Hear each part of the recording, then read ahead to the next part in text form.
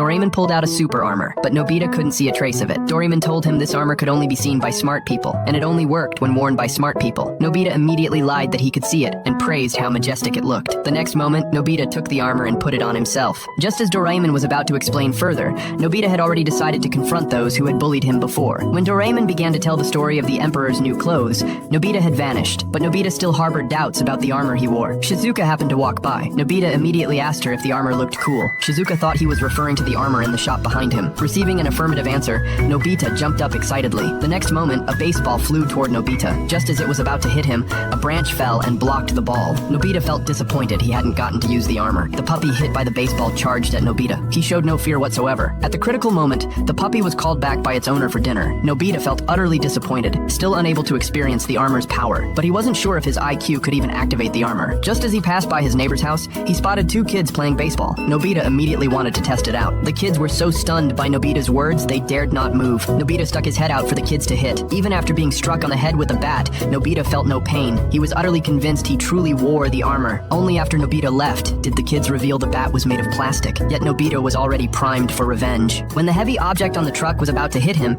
he felt like he could withstand everything. Even he mocked the staff for being unnecessary. This left the staff confused. When Nobita encountered Tsuneo at the intersection, he claimed he wanted to beat Gian up. This startled Tsuneo a lot. He decided to spread the news that he'd challenged Gian. The kids were stunned upon hearing this. Upon learning this, Gian vowed to teach Nobita a harsh lesson. Tsuneo warned Gian that Nobita might be cheating with a gadget. Just then, worse news arrived. A boy delivered a challenge letter to Gian on Nobita's behalf. Gian read Nobita's mocking and taunting words in the letter. Enraged, Gian snatched the challenge letter and tore it to shreds. He accepted the challenge. Nobita had already prepared everything on the back mountain. The moment Gian arrived, Nobita began mocking him. Gian nervously swallowed hard. Tsuneo suspected Nobita's confidence must come from using a gadget. Nobita confidently pumped his fist and struck a defiant pose. Gathering his courage, Gian charged toward Nobita. Amidst the tense atmosphere among the friends, Gian extended his hand and asked Nobita to be friends. Nobita immediately shook Gian's hand, agreeing to his idea. Gian curiously asked Nobita what trick he had used to cheat. Nobita promptly began showing off the invisible super armor he was wearing. He also reminded Gian that only smart people could see this armor. Gian immediately claimed he could see it and began praising the black armor. Nobita denied this,